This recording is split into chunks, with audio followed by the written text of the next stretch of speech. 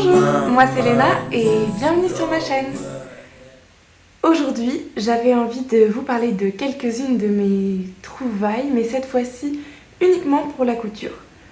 J'ai d'un côté des tissus que j'ai trouvés de seconde main et de l'autre des tissus que j'ai achetés neufs en magasin mercerie, en lieu adapté au milieu de la couture, avec beaucoup de choix, mais des prix beaucoup plus élevés que ce qu'on peut trouver en seconde main, en brocante, à Emmaüs, dans différents lieux dont je vais vous parler au cours de cette vidéo. Pour commencer, je vais vous parler de tous ces tissus-là qui sont les tissus que j'ai achetés neufs chez Tissus d'Ursule. Je pense que c'est une marque qui est assez connue.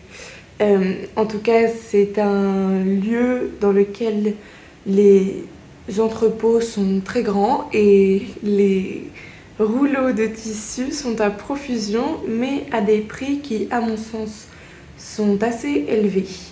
J'ai tout acheté pendant les soldes et j'en suis très contente et j'ai hâte de vous montrer tout ça. D'abord, nous avons ce tissu-ci.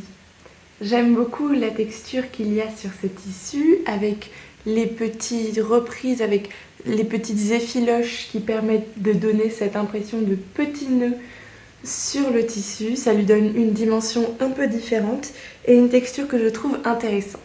J'aimerais en faire un petit haut d'été avec une forme certainement bandeau et petites bretelles à nœuds. Je pense que ça peut être très mignon.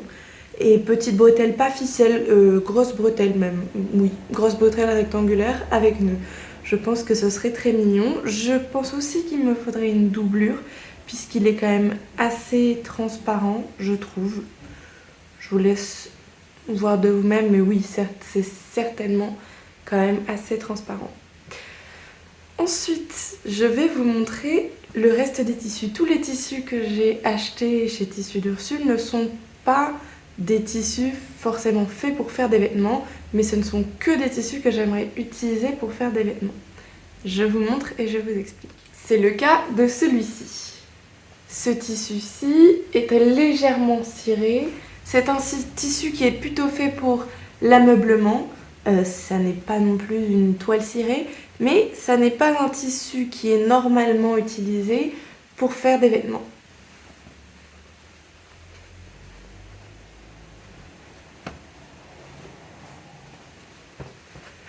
Ce que j'aime, c'est que c'est un tissu floral. J'aime bien ces couleurs un peu ternes, mais à la fois très présentes et vivantes. Elles sont pas vives, mais elles vous touchent à l'œil.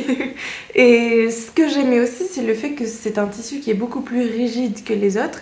Et j'aimerais en faire de très grosses manches qui se rigidifient un peu, sans forcément mettre de thermocollants pour leur donner un effet qui ne donne l'impression qu'ils sont cristallisés, qu'ils ne bougent pas, mais j'aimerais au moins donner à mes manches un effet de lourdeur et de grosseur que je pense pouvoir atteindre à l'aide de ce tissu-là, que je trouve d'ailleurs très beau. Ensuite, celui-ci je l'ai trouvé à la section des enfants. Je vous montre d'un peu plus près. Et ce que j'aime beaucoup, c'est qu'il est assez original. Beaucoup de couleurs, pas mal de petits formats, un peu à la Miro, je trouve, Juan Miro, l'artiste, ça me faisait penser, et c'est un artiste que j'aime bien, donc ça me parlait. Et du coup, je trouvais aussi que ce tissu-là était très intéressant, puisqu'il venait dans un tissage coton, voilà, je vais y arriver, qui me plaît bien. Je sais plus combien de fils exactement, mais c'était ce que je voulais à ce moment-là, donc j'en suis très contente. Et j'en ai pris presque pour chacun d'entre eux, j'ai pris presque 3 mètres pour avoir largement de quoi faire, pour pouvoir faire des robes majoritairement. Donc j'ai trop hâte de tester quelque chose avec celui-ci, sachant que j'ai déjà une idée de robe assez précise, bustier assez moulant et puis très évasé, longue, sans fente, avec une jupe circulaire si possible, si je m'en sors, sinon je ferai avec fermeture éclair invisible. Passons à celui-ci qui est peut-être mon préféré, c'est le plus vif pour l'instant. Et puis c'est un tissu qui est beaucoup plus souple, beaucoup plus fluide pour une petite robe d'été que je voudrais faire à hauteur de genou et avec des manches et un col rectangle ou carré à voir en fonction de ce que je préfère, mais avec en tout cas pas un col rond, pas un col V. Donc je vous montre d'un petit peu plus près. Je trouve qu'il est très beau et il a beaucoup de potentiel. Et là c'est pareil, j'en ai pris 3 mètres. Celui-ci je l'ai pris également chez les enfants et je le trouvais rigolo, toutes ces petites glaces. Et c'est des couleurs que j'aime bien. De toute façon j'aime la couleur en général, il y a beaucoup de couleurs que j'aime. Ce que je n'aime pas trop c'est porter des couleurs ternes ou du noir, j'aime un peu moins. Mais ici, c'était super de se dire que j'allais pouvoir faire une robe avec ce genre de motif. Et là, j'aimerais beaucoup faire une robe avec des grosses manches bouffantes, longues et avec un col en V. Et je trouve que c'est un tissu assez adapté pour faire une robe un peu rigolote et en même temps assez élégante. À voir quand ce sera fait, ça se trouve ce sera vraiment pas adéquat et pas très joli, mais il faut essayer et on verra bien. Pour finir, ce tissu-ci, qui est lui aussi assez fluide, un peu comme le tissu à fond rouge avec les fleurs dessus que je vous ai montré un peu avant. Je trouvais qu'il faisait assez automnal celui-ci, ou printemps, je sais pas. En tout cas, mi-saison. Et il y a des tons un petit peu plus, j'allais dire muet, mais c'est pas vrai puisque ce orange corail ne l'est pas. En tout cas, c'est un petit peu moins tape à l'œil que le reste des motifs que je vous ai montrés. Et j'aimerais beaucoup l'utiliser pour faire une robe là aussi. Mais cette fois-ci, une robe manche longue avec col montant à frousse et avec un élastique à l'intérieur. J'ai pas forcément les patrons des robes que j'ai envie de faire, mais il y en a que je suis en train de créer à partir de robes que j'ai déjà et mettre pièce par pièce en fonction de ce que j'imagine un peu. Je sais pas trop ce que ça va donner, c'est pareil, je vous montrerai au fur et à mesure. Mais je l'aime beaucoup, il est très beau et il a beaucoup de potentiel et je trouve que l'association des couleurs qui sont sur ce tissu sont de belles associations de couleurs que j'ai hâte de pouvoir porter. C'était tout pour les tissus neufs achetés en magasin. J'aimerais maintenant passer aux tissus de seconde main. J'ai mon petit tas de tissus et ce ne sont que des tissus que j'ai trouvés dans divers lieux, à la brocante, à la remise qui est un lieu de seconde main, à Emmaüs. Et dans ce tas-là, c'est tout. Je trouve assez souvent des tissus dans différents lieux, mais là je fais au fur et à mesure de mes trouvailles récentes. Donc, ce tissu-ci va être le premier dont je vais parler et je l'aime tout particulièrement. C'est parti. Alors, ce tissu, je l'ai eu gratuitement à la brocante puisqu'une jeune femme ne le voulait plus et je lui avais acheté un petit vase et elle m'a dit que je pouvais prendre ce tissu-là étant donné que j'étais en train de le regarder. J'ai dit bah super, merci beaucoup, je vais voir ce que je peux en faire. Il n'y a pas beaucoup de tissu et de longueur comme vous pouvez le constater, mais j'ai commencé à essayer de voir selon les découpes que je pouvais faire et je pense que je vais pouvoir faire un petit crop top, en tout cas un petit top avec ce haut-là, enfin avec ce tissu-là, pardon, et je pense que ça sera très joli pour les beaux jours à venir. Je vous montre en plus, il fait un petit peu effet soie. Je trouvais qu'il était très sympa. Il a l'air fluide et agréable à porter. Mais c'est pareil, on verra. Ce deuxième tissu, je l'ai trouvé à la brocante. Et je l'ai eu pour 1 €. Et j'en suis très contente. Je le trouve super mignon. C'est pareil, je voudrais en faire un haut. Là, j'ai un petit peu plus de matière avec laquelle travailler. Ce qui va me permettre de faire un haut un petit peu plus long avec un petit peu plus de volume. J'aimais beaucoup ces espèces de pêche ou de je ne sais trop quel fruit rouge d'ailleurs, mais je trouvais que c'était très mignon sur ce fond bleu très clair et je pense que ça rendra bien. J'ai un bas qui irait très bien avec. Donc une fois que j'en aurai fait quelque chose, je vous montrerai ce que ça donne. De tous les tissus que je vous montre dans ce haul là, celui-ci c'est mon préféré, bizarrement, puisque ce n'est pas forcément le plus intéressant, mais c'est mon préféré. Je trouvais que sa texture un petit peu pull stretch et son vert sapin très pétant était sympa comme tout. Et puis même les motifs un petit peu comme grattés dans le tissu, ça me plaisait bien. Je vous montre d'un peu plus près, comme ça vous verrez ce dont je parle plus précisément. Voilà. Et j'aime beaucoup aussi la matière, voilà, le fait que ce soit assez stretchy. Et puis je l'ai eu pour 1€ au lieu de 3 à la brocante. Ça c'était noté 3, mais finalement 1€, donc encore mieux. Il n'y a pas énormément de matière là non plus, contrairement au tissu que j'ai acheté au mètre. J'ai pu en prendre 3 mètres, donc j'ai largement de quoi faire. Mais ça ne me dérange pas. Je vais m'adapter et essayer de voir ce que je peux faire avec tout de même. Je sais pas si je vais en faire un vêtement, ça, parce que ça reste mon tissu préféré, mais je sais pas encore ce que je vais en faire. Mais j'ai plusieurs idées, donc à voir. On reste sur les tissus de la brocante. Celui-ci, encore un tissu floral et qui fait un petit peu rideau de grand-mère ou linge de maison, je trouve. Mais j'aimais beaucoup, encore une fois, les couleurs et les motifs. Je trouvais qu'il était assez intéressant et j'aimerais beaucoup en faire un haut là, mais cette fois-ci je sais ce que je voudrais faire comme haut précisément.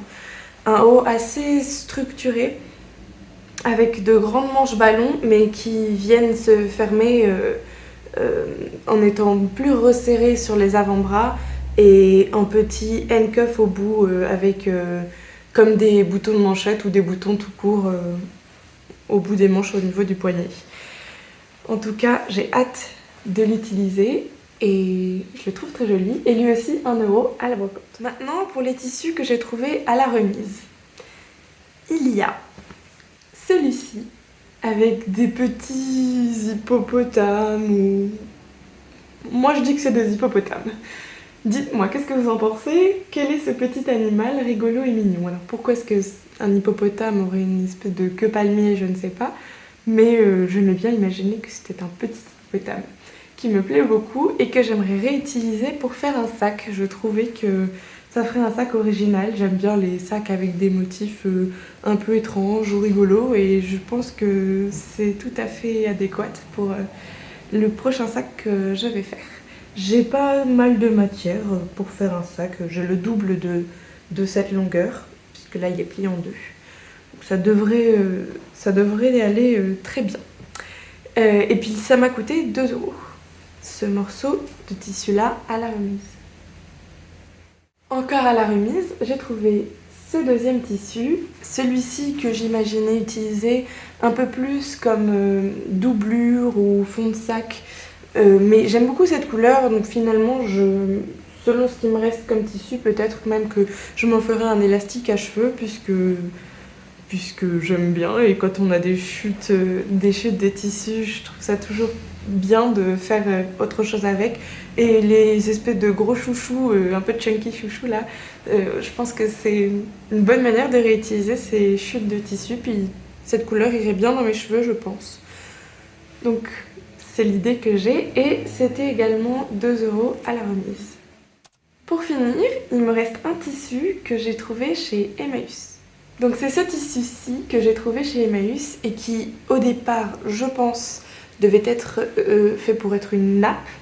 C'est un tissu qui m'a l'air adapté au fait d'être une nappe et même sa découpe me donne l'impression que je n'ai pas tort en disant ça.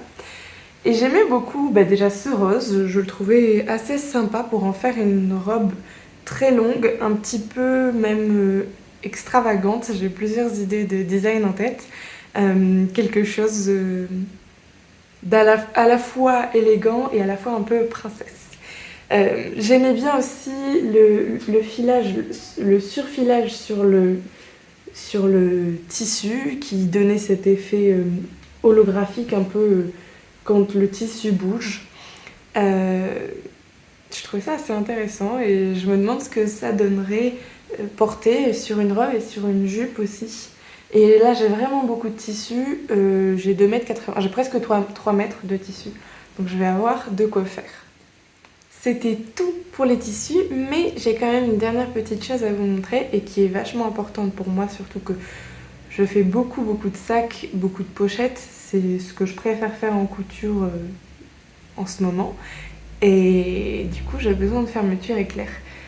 Et je trouve qu'il y a déjà beaucoup de fermetures éclair à réutiliser, donc j'essaye d'acheter le plus possible mes fermetures éclair de seconde main et non pas en grande surface ou à Maison du Monde, ou voilà, j'essaie de les trouver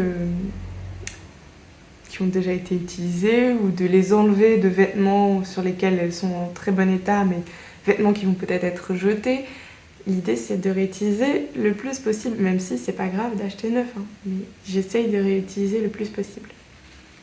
Donc là récemment à la brocante j'ai trouvé ces fermetures éclaircies. J'en ai 2 du même format dans ces couleurs que j'aime beaucoup. Petite longueur, j'aimerais en faire 2 petites pochettes. Puis j'en ai une assez longue, blanche et rouge, avec dents en plastique. Je trouve que les dents plastiques c'est pas trop mal en général pour les sacs à main que je crée. C'est des fois plus solide que les dents en ferraille qui se rouillent plus rapidement et qui ont plus tendance à se bloquer, je trouve. En tout cas, c'est pour moi des fois gage de meilleure qualité de prendre celles qui ont les dents en plastique. Donc j'ai celle-ci pour un sac qui sera d'ailleurs le sac avec le tissu hippopotame si tout va bien. J'ai celle-ci,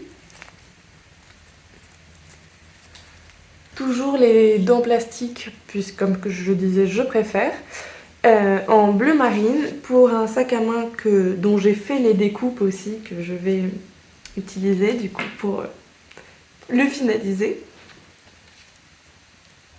Pour finir, tout petit format aussi pour une pochette, et c'est une jolie couleur que j'aime beaucoup.